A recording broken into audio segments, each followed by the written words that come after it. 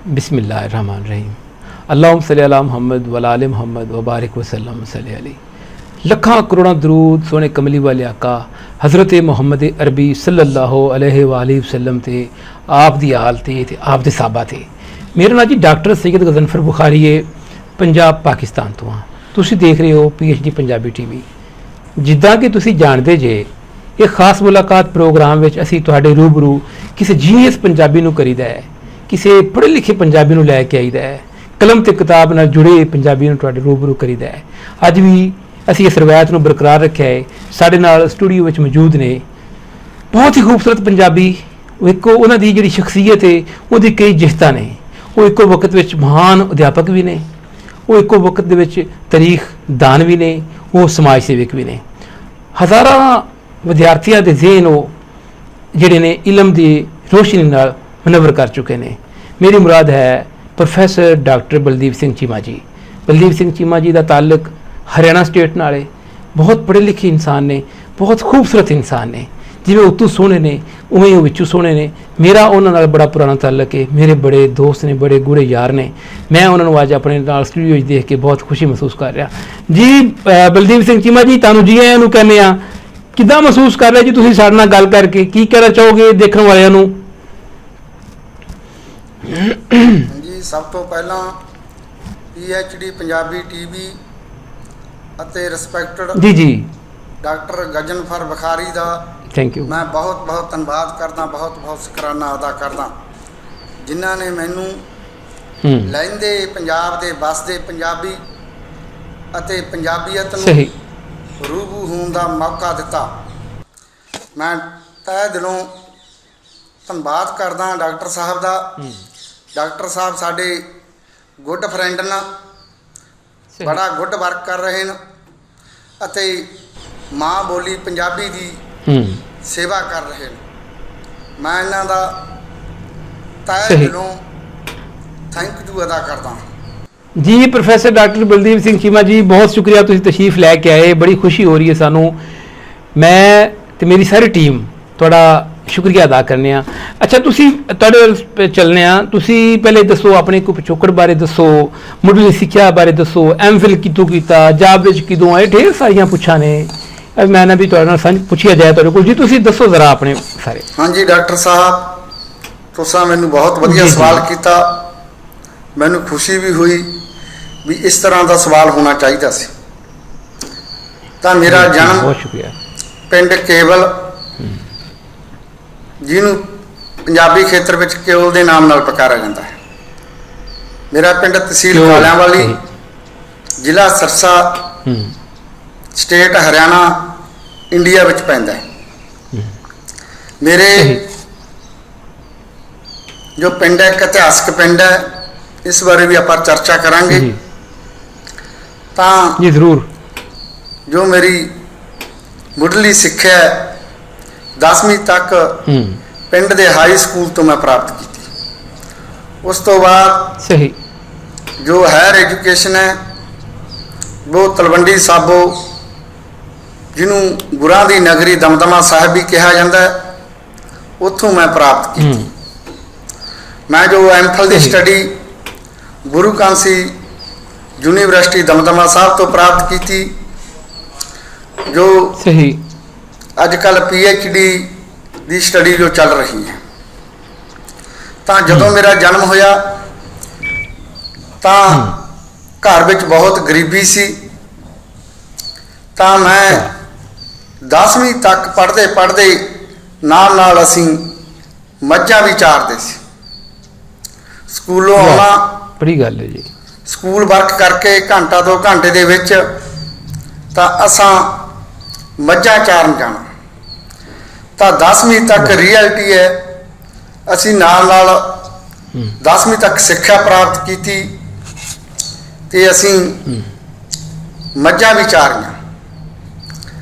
उस तो बाद चलो स्टडी हुंदी गई तो मैं पंजाबी टीचर की पोस्ट ते हरियाणे में ज्वाइनिंग किया, जंडवाला जिला सरसा। उस तो बाद मैं जो चेंज हुई तो उस तो बाद मैं पिंड के हाई स्कूल दे विच ਪੰਜਾਬੀ ਟੀਚਰ ਦੀ ਪੋਸਟ ਤੇ ਕੰਮ ਕੀਤਾ ਜੀ। ਡਾਕਟਰ ਸਾਹਿਬ ਸਹੀ। ਉਸ ਤੋਂ ਬਾਅਦ ਸਾਨੂੰ ਬਹੁਤ ਪ੍ਰੋਬਲਮ ਆਈਆਂ। ਉਸ ਤੋਂ ਬਾਅਦ ਲੈਕਚਰਰ ਅੱਛਾ। ਹਿਸਟਰੀ ਦੇ ਬਤੌਰ ਤੇ ਮੈਂ FSD ਸਕੂਲ ਜਾਵੜਕੀਆਂ ਜ਼ਿਲ੍ਹਾ ਮਾਨਸਾ ਪੰਜਾਬ ਦੇ ਵਿੱਚ ਮੇਰੀ ਸਿਲੈਕਸ਼ਨ ਹੋਈ। ਤਾਂ ਸਹੀ। ਉੱਥੋਂ ਦੇ ਜੋ ਪ੍ਰਿੰਸੀਪਲ ਹੈ ਸਰਦਾਰ ਫੌਜਾ ਸਿੰਘ ਢਾਲੀਵਾਲ, ਬੜੀ ਗ੍ਰੇਟ ਪਰਸਨੈਲਿਟੀ ਸੀ ਤੇ ਉਹਨਾਂ ਤੋਂ ਮੈਂ ਬਹੁਤ ਕੁਝ ਸਿੱਖਿਆ, ਕਿਉਂਕਿ ਸਹੀ। ਉਹ ਮਾਂ ਬੋਲੀ ਦੇ ਪ੍ਰਤੀ, ਪੰਜਾਬੀ ਭਾਸ਼ਾ ਦੇ ਪ੍ਰਤੀ ਬੜਾ ਉਹਨਾਂ ਦਾ ਲਗਾਵ ਸੀ। ਤਾਂ ਇੱਕ ਮੈਂ ਕਹਿ ਸਕਦਾ ਵੀ ਇੱਕ ਪਹਿਲੇ ਨੰਬਰ ਦੇ ਬੁਲਾਰੇ ਸੀ ਜਿਨ੍ਹਾਂ ਨੇ ਬੜੀ ਸ਼ੁੱਧ ਪੰਜਾਬੀ ਦੇ ਵਿੱਚ ਉਹ ਲੈਕਚਰ ਦਿੱਤੇ। ਬੜੀਆਂ ਬੜੀਆਂ ਕਾਨਫਰੰਸਾਂ ਵਿੱਚ ਵਾਹ। ਉਹਨਾਂ ਨੂੰ ਸੱਦਿਆ ਜਾਂਦਾ ਹੈ, ਬੁਲਾਇਆ ਜਾਂਦਾ ਹੈ। ਤਾਂ ਮੈਂ ਉਹਨਾਂ ਤੋਂ ਬਹੁਤ ਪ੍ਰਭਾਵਿਤ ਹੋਇਆ, ਬਹੁਤ ਕੁਝ ਸਿੱਖਿਆ। ਸਰਦਾਰ ਸਾਹਿਬ ਦਾ, ਢਾਲੀਵਾਲ ਸਾਹਿਬ ਦਾ ਮੈਂ ਬਹੁਤ ਬਹੁਤ ਸ਼ੁਕਰਾਨਾ ਕਰਦਾ, ਬਹੁਤ ਮੈਂ ਧੰਨਵਾਦ ਕਰਦਾ। ਉਸ ਤੋਂ ਬਾਅਦ ਮੇਰੀ ਜੋ ਬਤੌਰ ਪੋਸਟਿੰਗ ਹੋਈ ਗੁਰੂ ਕਾਂਸੀ ਗੁਰੂ ਗੋਬਿੰਦ ਸਿੰਘ ਕਾਲਜ ਦੇ ਵਿੱਚ ਦਮਦਮਾ ਸਾਹਿਬ ਵਿੱਚ ਜੁਆਇਨਿੰਗ ਹੋਈ। ਇੱਥੇ ਜੀ। ਜੋ ਮੈਨੂੰ ਕਲਾਸਾਂ ਦਿੱਤੀਆਂ ਗਈਆਂ, MA ਹਿਸਟਰੀ ਦੇ ਵਾਸਤੇ ਮੈਨੂੰ ਟੀਚਿੰਗ ਦਾ ਮੌਕਾ ਦਿੱਤਾ ਗਿਆ। ਤਾਂ ਇਸ ਤਰ੍ਹਾਂ ਦੀ ਸਾਡੀ ਜੋ ਸਟੱਡੀ ਹੈ ਚੱਲ ਰਹੀ ਹੈ ਤੇ ਸਹੀ। ਠੀਕ ਹੈ ਜੀ। ਸਹੀ। ਬਹੁਤ ਸੋਹਣਾ ਜੀ। ਬਹੁਤ ਸ਼ੁਕਰੀਆ। ਬੜੀ ਸੋਹਣੀ ਗੱਲ ਕੀਤੀ ਤੁਸੀਂ ਨੇ। ਸਾਡੇ ਦੇਖਣ ਵਾਲਿਆਂ ਲਈ ਵੀ ਬਹੁਤ ਇੱਕ ਬੜੀ ਗੱਲ ਆ ਕਿ ਵੇਖ ਲਓ, ਨਾਲ ਉਹ ਪੜ੍ਹਾਈ ਕਰ ਰਿਹਾ ਤੇ ਨਾਲ ਉਹ ਦੇਖ ਲਓ ਉਹਨਾਂ ਦੇ ਹਾਲਾਤ ਕਿਸ ਤਰ੍ਹਾਂ ਦੇ ਡਾਕਟਰ ਸਾਹਿਬ ਦੇ। ਡਾਕਟਰ ਸਾਹਿਬ, ਬੜੀ ਖੁਸ਼ੀ ਹੋ ਰਹੀ ਹੈ ਅੱਜ ਤੁਹਾਨੂੰ ਆਪਣੇ ਨਾਲ ਦੇਖ ਕੇ, ਬਹੁਤ ਅੱਛਾ ਲੱਗ ਰਿਹਾ। ਅੱਛਾ ਡਾਕਟਰ ਸਾਹਿਬ, ਮੈਂ ਇਹ ਕਹਾਂਗਾ ਕਿ ਜਿਹੜਾ ਬੰਦਾ ਆਪਣੇ ਮੋਸਰਾਂ ਨੂੰ ਯਾਦ ਰੱਖਦਾ ਨਾ, ਉਹ ਬੜਾ ਮਹਾਨ ਇਨਸਾਨ ਹੁੰਦਾ। ਤੁਸੀਂ ਸਰਦਾਰ ਫੌਜਾ ਸਿੰਘ ਢਾਲੀਵਾਲ ਦੀ ਗੱਲ ਕੀਤੀ ਆ ਤੇ ਬਹੁਤ ਖੁਸ਼ੀ ਹੋ ਰਹੀ ਆ ਕਿ ਤੁਸੀਂ ਉਹਨਾਂ ਦਾ ਸ਼ੁਕਰੀਆ ਅਦਾ ਕਰ ਰਹੇ ਜੀ, ਕਿਉਂਕਿ ਜਿਹੜਾ ਬੰਦਾ ਆਪਣੇ ਮੋਸਰਾਂ ਨੂੰ ਅਹਿਸਾਨ ਕਰਨ ਵਾਲਿਆਂ ਨੂੰ ਭੁੱਲ ਜਾਂਦਾ, ਉਹ ਬੰਦਾ ਜਿਹੜਾ ਵਾ ਉਹ ਕਦੀ ਵੀ ਨਾਮਣਾ ਨਹੀਂ ਖੱਟ ਸਕਦਾ। ਤੁਸੀਂ ਬੜੀ ਉੱਚੀ ਸੋਚ ਦੀ ਗੱਲ ਕੀਤੀ ਆ ਤੁਸੀਂ ਨੇ। ਅੱਛਾ ਡਾਕਟਰ ਸਾਹਿਬ, ਮੈਂ ਹੁਣ ਅੱਗੇ ਵਧਨੇ ਆ। ਤੁਸੀਂ ਕਹਿ ਰਹੇ ਸੀ ਕਿ ਤੁਹਾਡਾ ਜਿਹੜਾ ਪਿੰਡ ਆ ਉਹ ਕਿਉਲ ਤੁਸੀਂ ਕਿਹਾ ਸ਼ਾਇਦ ਕਿਉਲ ਜਾਂ ਕੇਵਲ ਦੇ ਬਾਰੇ 'ਚ। ਅੱਛਾ, ਇਹਦਾ ਜਿਹੜਾ ਇਤਿਹਾਸ ਆ ਉਸ ਬਾਰੇ ਤੁਸੀਂ ਕਹਿ ਰਹੇ ਸੀ ਕਿ ਬੜਾ ਇਤਿਹਾਸਿਕ ਪਿੰਡ ਆ, ਉਹ ਤੁਸੀਂ ਸਾਡੇ ਨਾਲ ਸਾਂਝਾ ਕਰੋ ਨਾ। ਉਸ ਬਾਰੇ ਤੁਸੀਂ ਸਾਨੂੰ ਦੱਸੋ, ਜਿਹੜਾ ਤੁਹਾਡਾ ਪਿੰਡ ਆ ਜਿੱਥੇ ਤੁਸੀਂ ਰਹਿੰਦੇ ਜੇ। ਹਾਂਜੀ ਜੀ। ਮੇਰੇ ਪਿੰਡ ਦੇ ਜੋ ਆਪਾਂ ਇਤਿਹਾਸ ਬਾਰੇ ਤੇ ਤੁਸੀਂ ਜ਼ਿਕਰ ਕਰਦੇ ਹਾਂ, ਤੁਸੀਂ ਜੋ ਸਵਾਲ ਕੀਤਾ ਜੀ, ਇਹ ਵੀ ਮੈਨੂੰ ਬਹੁਤ ਵਧੀਆ ਲੱਗਿਆ। ਪਿੰਡ ਦੇ ਇਤਿਹਾਸ ਬਾਰੇ ਵੀ ਪਤਾ ਹੋਣਾ ਚਾਹੀਦਾ ਹੈ। ਸ਼ੁਕਰੀਆ ਜੀ। ਤਾਂ ਵੈਸੇ ਮੇਰੇ ਪਿੰਡ ਦੇ ਬਿਲਕੁਲ। ਇਤਿਹਾਸ ਬਾਰੇ ਅਸੀਂ ਜੋ ਸਾਡੀ ਟੀਮ ਹੈ ਕਲੱਬ ਦੀ, ਉਹ ਰਿਸਰਚ ਕਰ ਰਹੀ ਹੈ। ਚਲੋ ਜਿੰਨੀ ਕੁ ਵੀ ਮੈਨੂੰ ਅੱਛਾ ਪਿੰਡ ਦੇ ਇਤਿਹਾਸ ਬਾਰੇ ਨੌਲੇਜ ਹੈ, ਉਨੀ ਕੁ ਮੈਂ ਤੁਹਾਡੇ ਨਾਲ ਤੇ ਤੁਹਾਡੀ ਟੀਮ ਨਾਲ, ਤੁਹਾਡੇ ਦਰਸ਼ਕਾਂ ਨਾਲ ਮੈਂ ਸਾਂਝੀ ਕਰ ਲੈਣਾ। ਜੀ। ਜਦੋਂ ਦਸ਼ਮੇਸ਼ ਪਿਤਾ ਗੁਰੂ ਗੋਬਿੰਦ ਸਿੰਘ ਸਾਹਿਬ ਜੀ ਤਲਵੰਡੀ ਸਾਬੋ ਤੋਂ, ਦਮਦਮਾ ਸਾਹਿਬ ਤੋਂ ਨੰਦੇੜ ਸਾਹਿਬ ਤੱਕ ਜੋ ਜਾਂਦੇ ਹੋਏ, ਪਹਿਲਾ ਪੜਾਅ ਅੱਛਾ ਜੀ। ਸਾਡੇ ਪਿੰਡ ਕਿਉਲ ਦੇ ਵਿੱਚ ਸੀ। ਅੱਛਾ। ਜਦੋਂ ਗੁਰੂ ਪਾਤਸ਼ਾਹ ਸਾਡੇ ਪਿੰਡ ਆਏ ਤਾਂ ਉਸ ਸਮੇਂ ਬਾਬਾ ਕਵੇਲਾ ਸਿੰਘ ਸਰਾਂ ਮੱਝਾਂ ਚਾਰ ਰਿਹਾ ਸੀ। ਅੱਛਾ। ਤਾਂ ਸ਼ਾਇਦ 4-5 ਵਜੇ ਦਾ ਟਾਈਮ ਸੀਗਾ ਦਿਨ ਦਾ। ਤਾਂ ਗੁਰੂ ਪਾਤਸ਼ਾਹ ਨੇ ਅੱਛਾ। ਉਹਨਾਂ ਨਾਲ ਵਾਰਤਾਲਾਪ ਸ਼ੁਰੂ ਕੀਤੀ। ਤਾਂ ਬਾਬਾ ਕਵੇਲਾ ਜੀ ਨੇ ਅੱਛਾ। ਉਹਨਾਂ ਨੂੰ ਰਾਤਰੀ ਵਿਸਰਾਮ ਕਰਨ ਲਈ ਬੇਨਤੀ ਕੀਤੀ। ਤਾਂ ਸਾਡੇ ਇੱਕ ਸਹੀ। ਪਿੰਡ ਦੇ ਵਿੱਚ ਬਣਾ ਦੀ ਝਿੜੀ ਹੈ, ਜੋ ਅੱਜ ਵੀ ਬਣ ਮੌਜੂਦ ਹੈ। ਤਾਂ ਉੱਥੇ ਗੁਰੂ ਸਾਹਿਬ ਜੀ ਨੇ 30 ਅਕਤੂਬਰ 1706 ਈਸਵੀ ਨੂੰ ਰਾਤਰੀ ਵਿਸਰਾਮ ਕੀਤਾ ਸੀ। ਅੱਛਾ। ਤਾਂ ਵਾਹ। ਸਹੀ। ਬਾਬਾ ਜੋ ਕਬੀਲਾ ਦੀ ਜੋ ਸੁਪਤਨੀ ਸੀ, ਮਾਤਾ ਪੰਜਾਬ ਕੌਰ, ਇਤਿਹਾਸ ਦੇ ਮੁਤਾਬਕ, ਤਾਂ ਉਹਨਾਂ ਨੇ ਲੰਗਰ ਦਾ ਪ੍ਰਬੰਧ ਕੀਤਾ ਜੀ। ਤਾਂ ਬਾਬਾ ਕਵੇਲਾ ਜੀ ਨਾਮ ਤੋਂ ਹੀ ਸਾਡਾ ਪਿੰਡ ਦਾ ਨਾਮ ਕੇਵਲ ਪੈ ਗਿਆ ਜੀ। ਉਹ ਪੰਜਾਬੀ ਮਾਂ ਬੋਲੀ ਦੇ ਖੇਤਰ ਵਿੱਚ ਜਿੰਨੇ ਵੀ ਇਲਾਕੇ ਨੇ ਉਹਨਾਂ ਵਿੱਚ ਕਿਉਲ ਦੇ ਨਾਮ ਨਾਲ ਜਾਣਿਆ ਜਾਂਦਾ ਹੈ। ਤਾਂ ਇੱਕ ਇਤਿਹਾਸਕ ਪਿੰਡ ਬਣ ਗਿਆ ਜੀ। ਮੈਂ ਪਹਿਲਾਂ ਵੀ ਜ਼ਿਕਰ ਕੀਤਾ ਸੀ ਵੀ ਅਸੀਂ ਲਿਖਤੀ ਰੂਪ ਦੇ ਵਿੱਚ ਇਹਨੂੰ ਰਿਸਰਚ ਕਰ ਰਹੇ ਹਾਂ, ਜੋ ਆਪਣੀ ਆਉਣ ਵਾਲੀ ਕਿਤਾਬ ਹੈ ਡਿਵੈਲਪਮੈਂਟ ਆਫ ਸਿੱਖ ਇੰਸਟੀਚਿਊਟ, ਉਹਦੇ ਵਿੱਚ ਅਸੀਂ ਦਰਜ ਕਰਨ ਦੀ ਕੋਸ਼ਿਸ਼ ਕਰਾਂਗੇ। ਤਾਂ ਜੋ ਇਹ ਕੇਵਲ ਪਿੰਡ ਹੈ, ਇਹ ਸਰਾਵਾਂ ਦਾ ਪਿੰਡ ਹੈ ਜੀ। ਬਾਬਾ ਕਵੇਲਾ ਵੀ ਇੱਕ ਸਰਾਂ ਗੋਤ ਨਾਲ ਸੰਬੰਧਿਤ ਰੱਖਦੇ ਸਨ। ਤਾਂ ਜਿਹੜੇ ਉਹਨਾਂ ਦੇ ਵੰਸ਼ ਦੇ ਅੱਜ ਵੀ ਸੰਗਤ ਹੈ, ਲੋਕ ਹੈ, ਤਾਂ ਉਹਨਾਂ ਨੂੰ ਪਿੰਡ ਵਾਲੇ ਕਿਹਾ ਜਾਂਦਾ ਜੀ। ਤਾਂ ਇਹ ਸਾਡਾ ਪਿੰਡ ਸਰਾਵਾਂ ਦਾ ਪਿੰਡ ਹੈ ਜੀ, ਜੋ ਅੱਜ ਮੌਜੂਦਾ ਵੰਸ਼ ਦੇ ਵਿੱਚ ਹੁਣ ਪੀੜ੍ਹੀ ਦਰ ਪੀੜ੍ਹੀ ਸਰਦਾਰ ਜਗਦੇਵ ਸਿੰਘ ਸਰਾਂ, ਸਰਦਾਰ ਜਸਵਿੰਦਰ ਸਿੰਘ ਸਰਾਂ, ਸਰਦਾਰ ਜਾਗਰ ਸਿੰਘ ਸਰਾਂ ਜੋ ਮੌਜੂਦਾ ਸਰਪੰਚ ਵੀ ਹੈ ਜੀ, ਤਾਂ ਲਾਭ ਸਿੰਘ ਸਰਾਂ, ਬਲਵੰਤ ਸਿੰਘ ਸਰਾਂ, ਇਹ ਉਹਨਾਂ ਦੀ ਫੈਮਿਲੀ ਦੇ ਵਿੱਚੋਂ ਅੱਜ ਵੀ ਜੀ ਸਾਡੇ ਜੋ ਇਹਨਾਂ ਨੂੰ ਪਿੰਡ ਵਾਲੇ ਵੀ ਕਿਹਾ ਜਾਂਦਾ ਹੈ ਤੇ ਪਿੰਡ ਦੀ ਅਗਵਾਈ ਵੀ ਕਰ ਰਹੇ ਆ ਅੱਜ ਦੇ ਦੌਰ ਵਿੱਚ। ਤਾਂ ਉਸ ਤੋਂ ਬਾਅਦ ਜਿਵੇਂ ਅਸੀਂ ਦਾਸ ਕੀਮੇ ਦੇ ਗੋਤ ਬਾਰੇ ਗੱਲ ਕਰਦਾ ਤਾਂ ਬਾਬਾ ਜੀਵਾ ਸਿੰਘ ਜੀ ਨੇ ਆ ਕੇ ਇੱਥੇ ਜੋ ਸਰਾਵਾਂ ਦੇ ਬਜ਼ੁਰਗ ਸੀ ਉਸ ਸਮੇਂ, ਉਹਨਾਂ ਨੇ ਇੱਥੇ ਠਹਿਰ ਨੂੰ ਕਿਹਾ ਤਾਂ ਉਹਨਾਂ ਦੀ ਵਸੋਂ ਹੋ ਗਈ। ਤਾਂ ਉਸ ਤੋਂ ਬਾਅਦ ਭੰਦੋਲ ਟਵਾਣਾ ਉਹ ਵੀ ਇੱਥੇ ਆ ਕੇ ਵਸੇ। ਉਸ ਤੋਂ ਬਾਅਦ ਕਲਾਰ ਗੋਤ ਵੀ ਆ ਕੇ ਵਸਿਆ, ਕੁਝ ਘਰ ਸਿੱਧੂਆਂ ਦੇ ਨੇ। ਤਾਂ ਮਤਲਬ ਕੁੱਲ ਮਿਲਾ ਕੇ ਜੀ ਜੋ ਸਾਡਾ ਪਿੰਡ ਹੈ ਉਹ ਸਰਾਵਾਂ ਦਾ ਤੇ 10-10 20-20 ਘਰ ਜਿਹੜੇ ਮੈਂ ਗੋਤ ਤੁਹਾਨੂੰ ਗਿਣਵਾਏ ਹੈ, ਤਾਂ ਉਹ ਇਸ ਗੋਤ ਨਾਲ ਵੰਸ਼ ਨਾਲ ਸੰਬੰਧਿਤ ਰੱਖਦੇ ਨੇ। ਇਹ ਸਾਡਾ ਪਿੰਡ ਜੀ ਇੱਕ ਇਤਿਹਾਸਕ ਪਿੰਡ ਹੈ, ਬੜਾ ਭਾਈਚਾਰਾ ਕਾਇਮ ਹੈ, ਕੋਈ ਇੱਥੇ ਬੈਰ ਭਾਵਨਾ ਨਹੀਂ ਹੈ।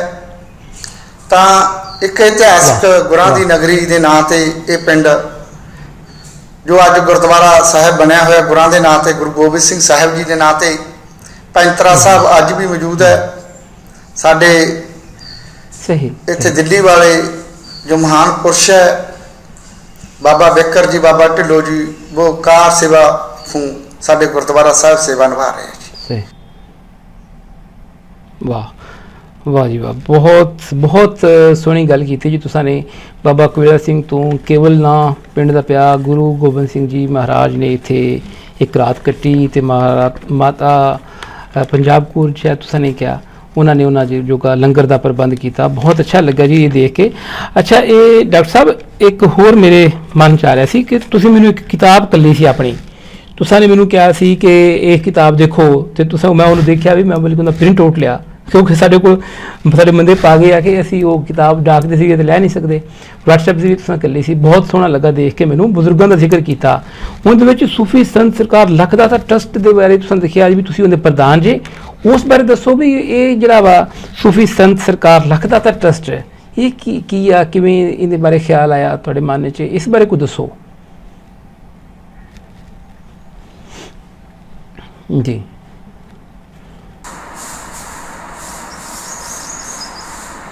ਹਾਂਜੀ, ਇਹ ਵੀ ਤੁਸੀਂ ਸਵਾਲ ਬਹੁਤ ਵਧੀਆ ਕੀਤਾ ਜੀ, ਸ਼ੁਕਰੀਆ। ਜ਼ਰੂਰ ਜਾਣਕਾਰੀ ਦੇਵਾਂਗੇ। ਸੂਫੀ ਸੰਤ ਸਰਕਾਰ ਲਖਦਾਤਾ ਸਾਹਿਬ ਟਰਸਟ, ਜਿਸ ਦੀ ਸਿਰਜਣਾ ਸਾਡੇ ਫਾਦਰ ਸਾਹਿਬ ਸਰਦਾਰ ਨੱਥੂ ਸਿੰਘ ਚੀਮਾ ਜੀ ਨੇ ਰੱਖੀ ਸੀ। ਸਹੀ।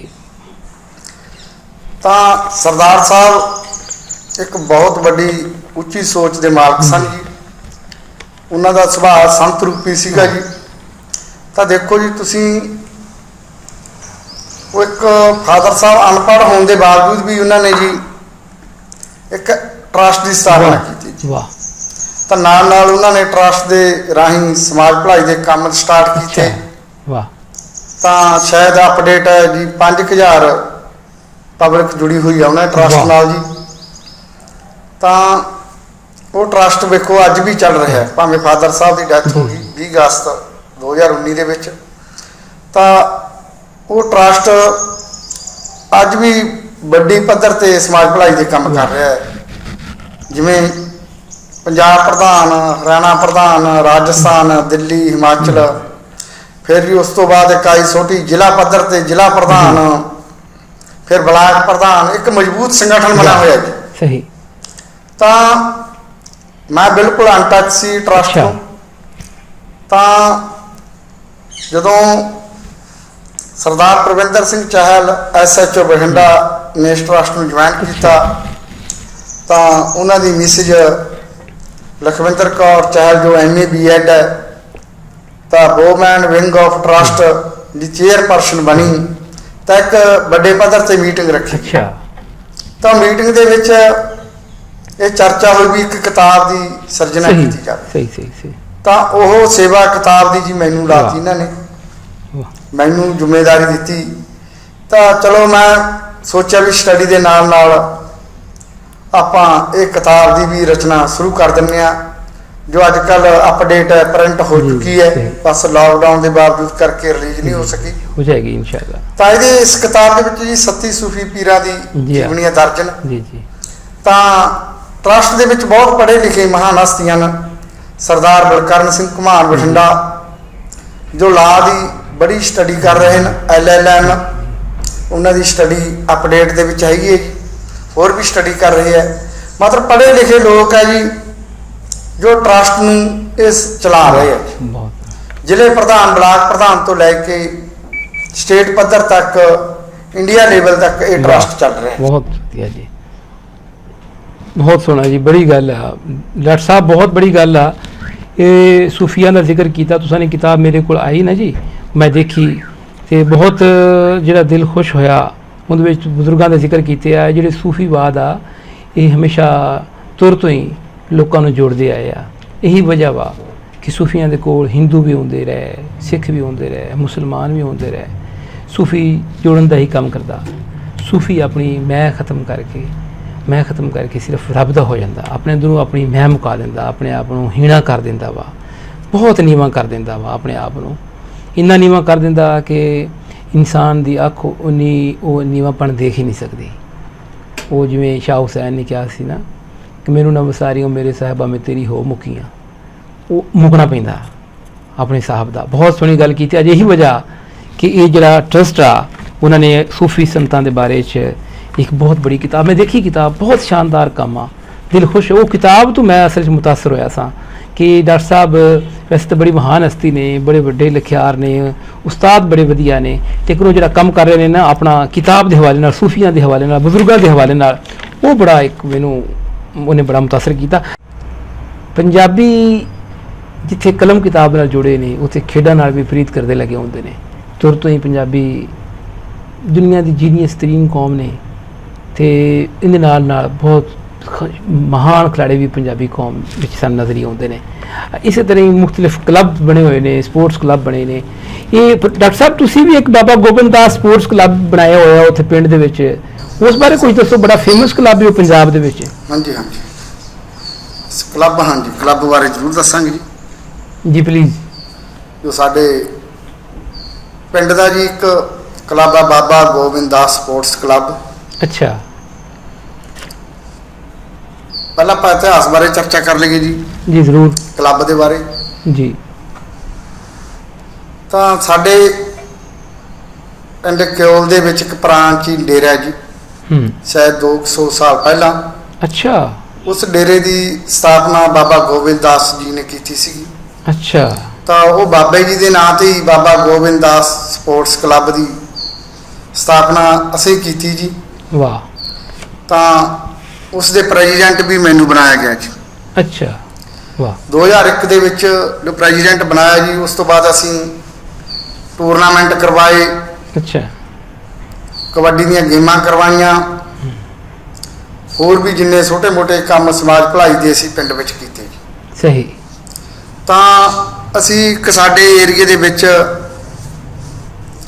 ਜੋ ਡਿਸਟ੍ਰਿਕਟ ਸਿਰਸਾ, ਮਾਨਸਾ ਤੇ ਬਠਿੰਡਾ, ਜੀ, ਇਹ ਥੋੜੇ ਜਿਹੀ ਅਸੀਂ ਨਸ਼ੇ ਦਾ ਜੋ ਦੌਰ ਚੱਲ ਰਿਹਾ ਹੈ, ਇਹਦੇ ਵਿੱਚੋਂ ਅਸੀਂ ਗੁਜ਼ਰ ਰਹੇ ਹਾਂ ਜੀ। ਜੀ ਜੀ। ਤਾਂ ਇਸ ਦੇ ਵਿਰੁੱਧ ਵੀ ਅਸੀਂ ਮੁਹਿੰਮ ਸ਼ੁਰੂ ਕੀਤੀ ਜੀ ਕਲੱਬ ਦੇ ਵੱਲੋਂ। ਵਾਹ। ਕਈ ਵਾਰੀ ਜੋ ਸਾਡਾ ਯੂਥ ਹੈ, ਬੜਾ ਪੜ੍ਹਿਆ ਲਿਖਿਆ, ਬੜਾ ਸਹਿਯੋਗ ਕੀਤਾ ਜੀ। ਗੇਮਾਂ ਦੇ ਵਿੱਚ ਵੀ ਬੱਚੇ ਬੜਾ ਇੰਟਰਸਟਡ ਹੈ ਜੀ ਸਾਡੇ ਪਿੰਡ ਦੇ। ਜੀ ਜੀ। ਤਾਂ ਅਸੀਂ ਕਈ ਜੋ ਛੋਟੇ ਕੰਮ ਕੀਤੇ ਹੈ, ਇੱਥੇ ਸਕੂਲ ਦੀ ਸਮੱਸਿਆ ਹੈ ਉਹ ਵੀ ਉਸ ਟਾਈਮ ਹੱਲ ਕੀਤੀ ਜੀ। ਤਾਂ ਨਾਲ ਨਾਲ ਅਸੀਂ ਛੋਟੇ ਮੋਟੇ ਹੋਰ ਵੀ ਭਲਾਈ ਦੇ ਕੰਮ ਕੀਤੇ ਜੀ। ਬਹੁਤ ਸੋਹਣਾ ਜੀ। ਤਾਂ ਉਸ ਤੋਂ ਬਾਅਦ ਜੀ ਫਿਰ ਮੇਰਾ ਸਟੱਡੀ ਵਾਲਾ ਜੋ ਆਪਾਂ ਐਮਫਿਲ ਦੇ ਵਿੱਚ ਰਜਿਸਟ੍ਰੇਸ਼ਨ ਹੋ ਗਈ ਜੀ ਤਾਂ ਸਹੀ। ਉਸ ਤੋਂ ਬਾਅਦ ਪ੍ਰੈਜ਼ੀਡੈਂਟ ਸਰਦਾਰ ਮੱਖਣ ਸਿੰਘ ਸਰਾਂ ਜੋ ਅੱਛਾ। ਹੁਣ ਵੀ ਸੇਵਾ ਨਿਭਾ ਰਹੇ ਆ ਪ੍ਰੈਜ਼ੀਡੈਂਟ ਦੇ ਤੌਰ ਤੇ ਕਲੱਬ ਦੀ, ਅੱਛਾ ਜੀ, ਤਾਂ ਉਹ ਬੜਾ ਉਪਰਾਲਾ ਕਰ ਰਹੇ ਨੇ ਜੀ ਹੁਣ ਵੀ। ਬਹੁਤ ਸੋਹਣਾ। ਤਾਂ ਅਸੀਂ ਵੀ ਉਹਨਾਂ ਨੂੰ ਸਹਿਯੋਗ ਹੁਣ ਵੀ ਦੇ ਰਹੇ ਹਾਂ, ਯੂਥ ਉਹਨਾਂ ਦੇ ਨਾਲ ਹੈ। ਤਾਂ ਸਰਦਾਰ ਮੱਖਣ ਸਰਾਂ ਜੀ ਦੀ ਸੋਚ ਵੀ ਬਹੁਤ ਵੱਡੀ ਹੈ ਜੀ। ਸਹੀ। ਤਾਂ ਉਹ ਇੱਕ ਸਾਰੇ ਨਗਰ ਵਾਸੀਆਂ ਨੂੰ ਨਾਲ ਲੈ ਕੇ ਹੁਣ ਵੀ ਸਮਾਜ ਭਲਾਈ ਦੇ ਉਹ ਕੰਮ ਕਰ ਰਹੇ ਹੈ। ਜਿੱਥੋਂ ਤੱਕ ਵੀ ਜ਼ਰੂਰਤ ਹੈ, ਕਿਤੇ ਵੀ ਕੋਈ ਸਮੱਸਿਆ ਆਉਂਦੀ ਹੈ ਤਾਂ ਜ਼ਰੂਰ ਉਹ ਅੱਗੇ ਲਾ ਕੇ ਜੀ ਕਰਦੇ ਹੈ। ਤਾਂ ਸਾਨੂੰ ਵੀ ਇਸ ਕਲੱਬ ਦੇ ਵਿੱਚ ਨਗਰ ਵਾਸੀਆਂ ਨੇ ਸੇਵਾ ਦਾ ਮੌਕਾ ਦਿੱਤਾ ਜੀ। ਅਸੀਂ ਸੇਵਾ ਪੂਰੀ ਜ਼ਿੰਮੇਵਾਰੀ ਨਾਲ ਨਿਭਾਈ ਜੀ।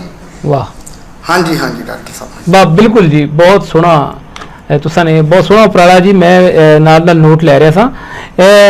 ਤੁਸੀਂ ਸਮਾਜ ਸੇਵਕ ਦੇ ਜਿਹੜੇ ਕੰਮ ਆ, ਸਪੈਸ਼ਲੀ ਤੁਸੀਂ ਖਾਸ ਤੌਰ ਤੇ ਜਿਹੜਾ ਇੱਕ ਸਾਡਾ 6ਵਾਂ ਦਰਿਆ ਨਸ਼ੇ ਦਾ ਪੰਜਾਬਾਂ ਦੋਹਾਂ 'ਚ ਹੀ ਆ, ਤੁਹਾਡੇ ਵੀ ਇਹ ਬੜੀ ਉੱਥੇ ਇਹ ਸਮੱਸਿਆ, ਇਹ ਜਿਹੜਾ ਤੁਸੀਂ ਉਹਦੇ ਵਾਸਤੇ ਅਮਲੀ ਤੌਰ ਤੇ ਮੈਦਾਨ ਵਿੱਚ ਉਤਰੇ ਜੀ, ਬੜੀ ਗੱਲ ਆ। ਇਹ ਕਲੱਬ ਦਾ ਜਿਹੜਾ ਤੁਸੀਂ ਉਹ ਦੱਸ ਰਹੇ ਹੋ ਕਿ ਸਮਾਜ ਨਸ਼ੇ ਦੇ ਵਿਰੋਧ ਵਾਸਤੇ ਤੁਸੀਂ ਕੰਮ ਕਰ ਰਹੇ ਜੇ, ਸਮਾਜ ਦੇ ਵਿੱਚ ਨੌਜਵਾਨ ਨਸਲ ਨੂੰ ਨਸ਼ੇ ਤੋਂ ਬਚਾ ਰਹੇ ਜੇ, ਇਹ ਬਹੁਤ ਬੜੀ ਗੱਲ ਆ। ਤੁਹਾਨੂੰ ਮੈਂ ਮੁਬਾਰਕ ਦਿਆਂਗਾ, ਬਹੁਤ ਬੜੀ ਗੱਲ ਹੈ। ਤੇ ਤੁਸੀਂ ਦੱਸ ਰਹੇ ਹੋ ਕਿ ਸਰਦਾਰ ਮੱਖਣ ਸਿੰਘ ਜੀ ਬਾਅਦ ਵਿੱਚ ਤੁਹਾਡੇ ਜਿਹੜਾ ਤੁਸੀਂ ਕਿਉਂਕਿ ਫਿਰ ਹਾਇਰ ਸਟੱਡੀ ਵਾਸਤੇ ਚਲੇ ਗਏ ਤੇ ਉਹਨਾਂ ਨੂੰ ਸਾਰਾ ਕੁਝ ਤੁਸੀਂ ਸੌਂਪਿਆ, ਜ਼ਿੰਮੇਵਾਰੀਆਂ ਉਹ ਕਰ ਰਹੇ, ਨਿਭਾ ਰਹੇ ਨੇ।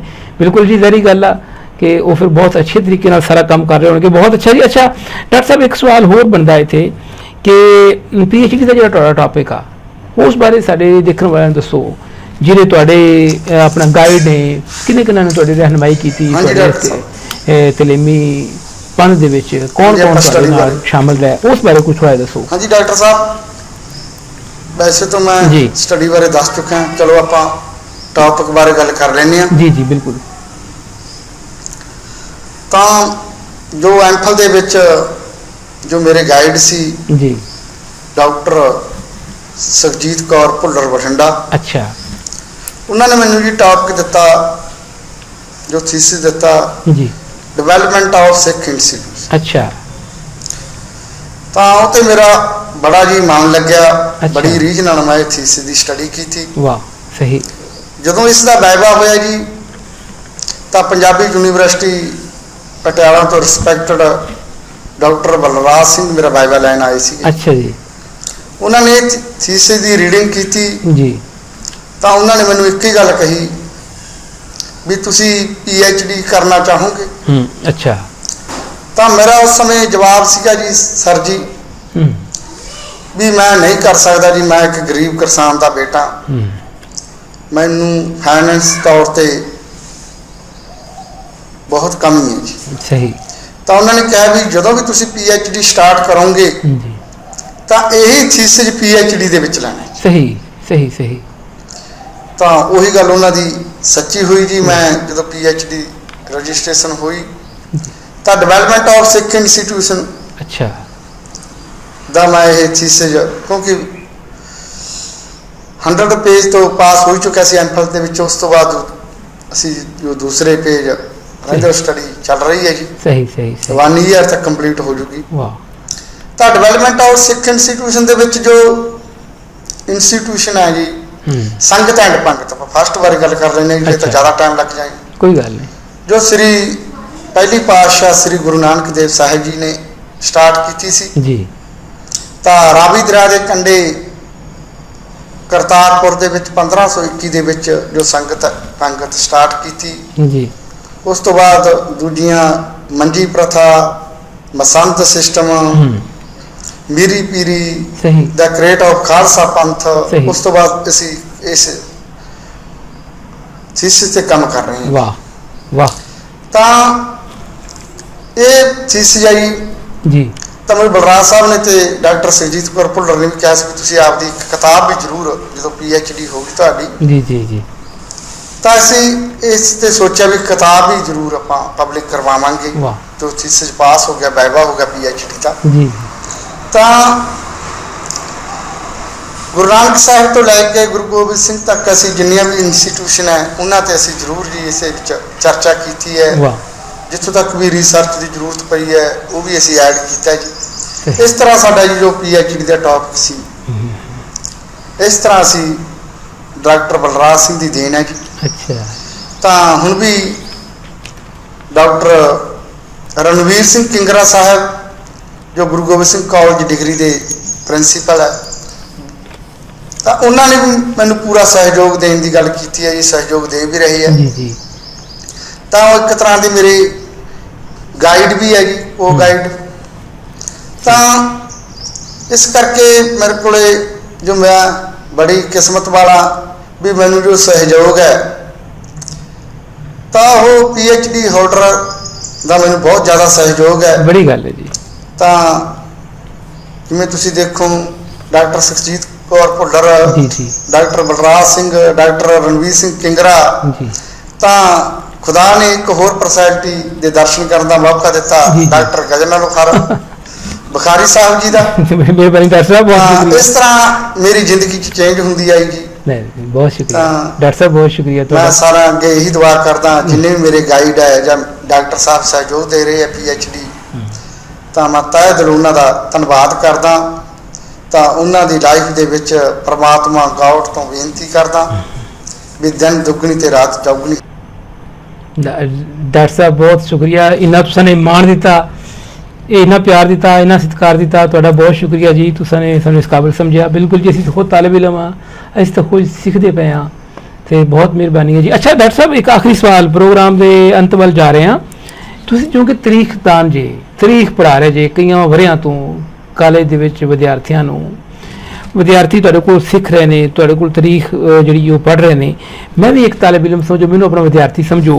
ਮੈਨੂੰ ਤੁਸੀਂ ਇਹ ਦੱਸੋ, ਇਤਿਹਾਸਕ ਪੱਖੋਂ ਮਾਂ ਬੋਲੀ ਪੰਜਾਬੀ ਤੇ ਪੰਜਾਬ ਕਿੱਥੇ ਖਲੋਤਾ ਹੈ, ਇਸ ਬਾਰੇ ਤੁਸੀਂ ਸਾਨੂੰ ਜ਼ਰਾ ਦੱਸੋ। ਵਿਸ਼ਵਾਸ ਸੀ ਵੀ ਲਾਸਟ ਤੇ ਡਾਕਟਰ ਸਾਹਿਬ ਮਾਂ ਬੋਲੀ ਪੰਜਾਬੀ ਬਾਰੇ ਜ਼ਰੂਰ ਸਵਾਲ ਪੁੱਛਣਗੇ ਜੀ।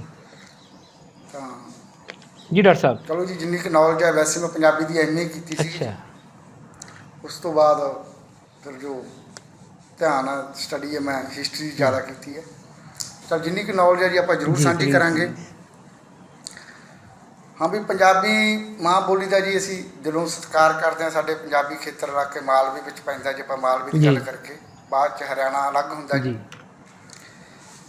ਤਾਂ ਮਾਂ ਬੋਲੀ ਨੂੰ ਅਸੀਂ ਪੂਰਾ ਪਿਆਰ ਕਰਦੇ ਹਾਂ, ਭਾਵੇਂ ਹਰਿਆਣੇ ਦੇ ਵਿੱਚ ਅਸੀਂ ਸ਼ੁਰੂ ਤੋਂ ਹਿੰਦੀ ਪੜ੍ਹੀ ਹੈ, ਪਰ ਜੇ ਆਪਾਂ ਗੱਲ ਕਰਕੇ ਮਾਤਰ ਭਾਸ਼ਾ ਦੀ, ਮਦਰ ਲੈਂਗੁਏਜ ਦੀ, ਤਾਂ ਉਹ ਮਾਂ ਬੋਲੀ ਪੰਜਾਬੀ ਹੈ ਜੀ। ਸਹੀ।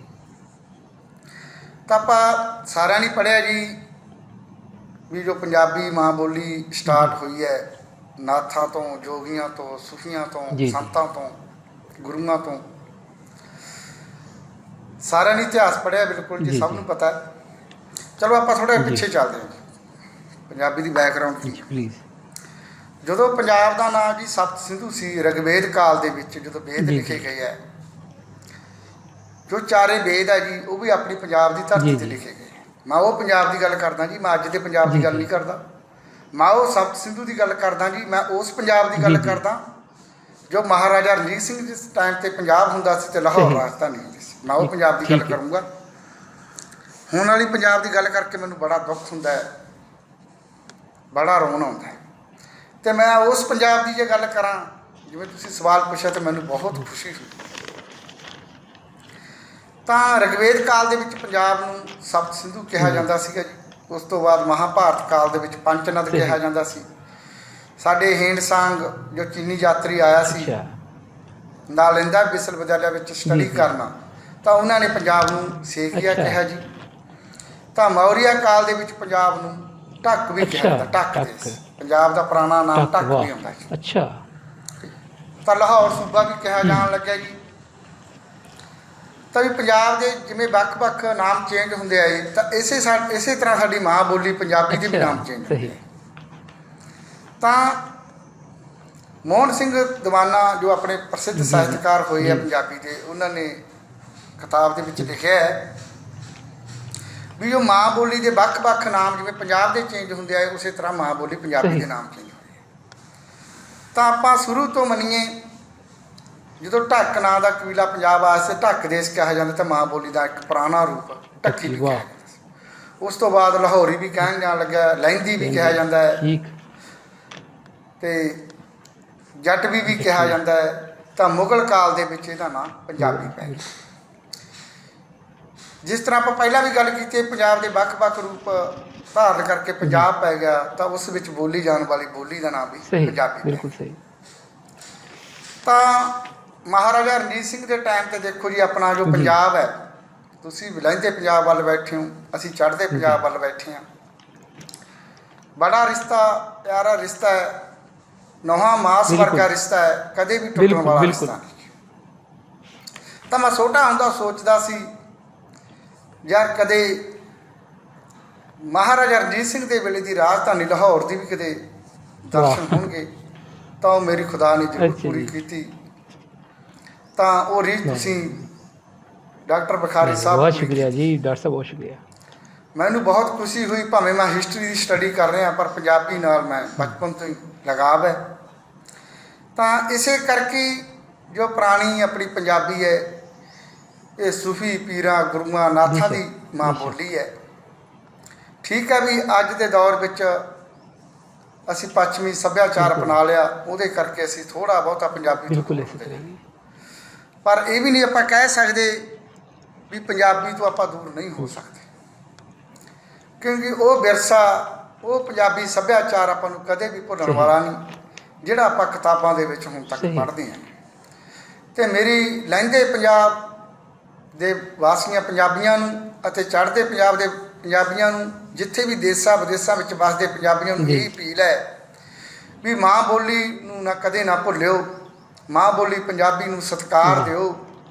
ਉਹ ਮਾਂ ਬੋਲੀ ਜਿਹੜੀ ਕਦੇ 7 ਦਰਿਆਵਾਂ ਦੀ ਹੂਕ ਹੁੰਦੀ ਸੀ, ਉਹ ਮਾਂ ਬੋਲੀ 5 ਦਰਿਆਵਾਂ ਦੀ ਹੂਕ ਹੁੰਦੀ ਸੀ, ਉਹੀ ਹੂਕ ਆਪਾਂ ਬਰਕਰਾਰ ਰੱਖਣੀ ਹੈ। ਅਤੇ ਮੈਂ ਐਂਡ 'ਤੇ ਡਾਕਟਰ ਬੁਖਾਰੀ ਸਾਹਿਬ ਜੀ, ਤੁਹਾਡੀ ਟੀਮ ਦਾ ਅਤੇ ਤੁਹਾਡੇ ਲਹਿੰਦੇ ਪੰਜਾਬ ਵਿੱਚ ਵੱਸਦੇ ਪੰਜਾਬੀਆਂ ਦਾ, ਚੜ੍ਹਦੇ ਪੰਜਾਬ ਵਿੱਚ ਵੱਸਦੇ ਪੰਜਾਬੀਆਂ ਦਾ, ਦੇਸ਼ ਵਿਦੇਸ਼ ਵਿੱਚ ਵੱਸਦੇ ਪੰਜਾਬੀਆਂ ਦਾ, ਸਾਰਿਆਂ ਦਾ ਮੈਂ ਬਹੁਤ ਬਹੁਤ ਧੰਨਵਾਦ ਕਰਦਾ, ਸ਼ੁਕਰਾਨਾ ਕਰਦਾ। ਜੇ ਮੈਥੋਂ ਕੋਈ ਇੰਟਰਵਿਊ ਦਿੰਦਾ ਤਾਂ ਕੋਈ ਗਲਤੀ ਰਹਿ ਗਈ ਹੋਵੇ ਤਾਂ ਮੈਨੂੰ ਅਣਜਾਣ ਸਮਝ ਕੇ ਜ਼ਰੂਰ ਮਾਫ਼ ਕਰ ਦੇਣਾ। ਤਾਂ ਸਾਰਿਆਂ ਦਾ ਡਾਕਟਰ ਸਾਹਿਬ ਤੁਹਾਡਾ ਸ਼ੁਕਰੀਆ ਜੀ, ਬੜੀ ਮਿਹਰਬਾਨੀ ਤੁਸੀਂ ਨੇ ਕੀਤੀ। ਕਿੰਨੇ ਸੋਹਣੇ ਢੰਗ ਨਾਲ ਤੁਸੀਂ ਨੇ ਸਾਡੇ ਸਾਹਮਣੇ ਇੰਝ 2-4 ਮਿੰਟਾਂ ਦੇ ਵਿੱਚ ਪੰਜਾਬ ਅਤੇ ਪੰਜਾਬੀ ਬਾਰੇ ਇਤਿਹਾਸਕ ਪੱਖ ਖੋਲ੍ਹ ਕੇ ਰੱਖ ਦਿੱਤੇ ਕਿ ਪੰਜਾਬ ਦੇ ਕੀ ਪੁਰਾਣੇ ਨਾਂ ਸਨ, ਪੰਜਾਬੀ ਨੂੰ ਕੀ ਕਿਹਾ ਜਾਂਦਾ ਸੀ। ਹਾਂਜੀ, ਲਹਿੰਦੀ, ਟਕਵੀ, ਜਟਵੀ, ਮਤਲਬ ਬਹੁਤ ਕੁਛ ਤੁਸੀਂ ਨਾਮ ਦੱਸੇ, ਬੜੇ ਪੰਜਾਬ ਦੇ ਵੀ ਨਾਮ ਬੜੇ ਸੋਹਣੇ ਦੱਸੇ। ਅਤੇ ਤੁਸੀਂ ਨੇ ਮਹਾਰਾਜਾ ਰਣਜੀਤ ਸਿੰਘ ਦੀ ਗੱਲ ਕੀਤੀ, ਅਤੇ ਮੈਂ ਮਹਾਰਾਜਾ ਰਣਜੀਤ ਸਿੰਘ ਬਾਰੇ ਤੁਹਾਨੂੰ ਇੱਕ ਗੱਲ ਕਹਾਂਗਾ ਕਿ ਮਹਾਰਾਜਾ ਰਣਜੀਤ ਸਿੰਘ ਦਾ ਜਿਹੜਾ ਦੌਰ ਸੀ, ਸਾਡੇ ਪੰਜਾਬ ਦਾ ਸੁਨਹਿਰਾ ਤਰੀਨ ਦੌਰ ਸੀ। ਮਹਾਰਾਜਾ ਰਣਜੀਤ ਸਿੰਘ ਦੇ ਦੌਰ ਦੇ ਵਿੱਚ ਤੁਸੀਂ ਦੇਖ ਲਵੋ ਕਿ ਬਾਹਰੋਂ ਆਉਣ ਵਾਲੇ ਧਾੜਵੀਆਂ ਨੂੰ ਕਿਸ ਤਰ੍ਹਾਂ ਉਹਨਾਂ ਦੇ ਜਰਨੈਲਾਂ ਨੇ ਠਾਕਿਆ, ਮਹਾਰਾਜਾ ਰਣਜੀਤ ਸਿੰਘ ਨੇ ਕਿਸ ਤਰ੍ਹਾਂ ਬਾਹਰੋਂ ਆਉਣ ਵਾਲਿਆਂ ਨੂੰ ਡਕਿਆ। ਅਤੇ ਮਹਾਰਾਜਾ ਰਣਜੀਤ ਸਿੰਘ ਦੀ ਵਜ੍ਹਾ ਹੀ ਹੈ ਕਿ ਜਿਹੜਾ ਪੰਜਾਬ ਹੈ ਉਹ ਅਫਗਾਨਿਸਤਾਨ ਤੱਕ ਫੈਲ ਗਿਆ। ਅਗਰ ਮਹਾਰਾਜਾ ਰਣਜੀਤ ਸਿੰਘ ਦੀ ਤਾਰੀਖ ਨੂੰ ਸਕਿਪ ਕਰ ਦਈਏ, ਉਸ ਦੌਰ ਨੂੰ ਵਿੱਚੋਂ ਕੱਢ ਦਈਏ, ਅਤੇ ਇੰਝ ਲੱਗਦਾ ਹੈ ਕਿ ਜਿਵੇਂ ਜਿਹੜੇ ਪਠਾਨ ਨੇ ਜਾਂ ਦੂਜੀਆਂ ਕੌਮਾਂ ਨੇ, ਇਹ ਪੰਜਾਬ ਸਾਡਾ ਸਿਰਫ ਲਾਹੌਰ ਦੇ ਵਿੱਚ ਰਹਿ ਜਾਂਦਾ। ਭਲਾ ਹੋਵੇ ਤੁਹਾਡਾ, ਤੁਸੀਂ ਤਸ਼ਰੀਫ ਲੈ ਕੇ ਆਏ ਅਤੇ ਤੁਹਾਡਾ ਸ਼ੁਕਰੀਆ। ਅਤੇ ਜੀ ਦੇਖਣ ਵਾਲਿਆਂ ਕੋਲੋਂ ਇਜਾਜ਼ਤ ਚਾਹਾਂਗੇ। ਇਨਸ਼ਾ ਅੱਲਾ ਜਿਉਂਦੇ ਰਹਿ, ਰੱਬ ਨੇ ਚਾਹਿਆ ਅਤੇ ਕਿਸੇ ਨਵੇਂ ਪ੍ਰੋਗਰਾਮ ਵਿੱਚ ਕਿਸੇ ਜੀਨੀਅਸ ਹੋਰ ਪੰਜਾਬੀ ਨੂੰ ਲੈ ਕੇ ਤੁਹਾਡੇ ਨਾਲ ਹਾਜ਼ਰ ਹੋਵਾਂਗੇ ਤੁਹਾਡੇ ਸਾਹਮਣੇ। ਅਤੇ ਡਾਕਟਰ ਗੰਫਰ ਬੁਖਾਰੀ ਨੂੰ ਇਜਾਜ਼ਤ ਦਿਓ। ਰੱਬ ਰਾਖਾ।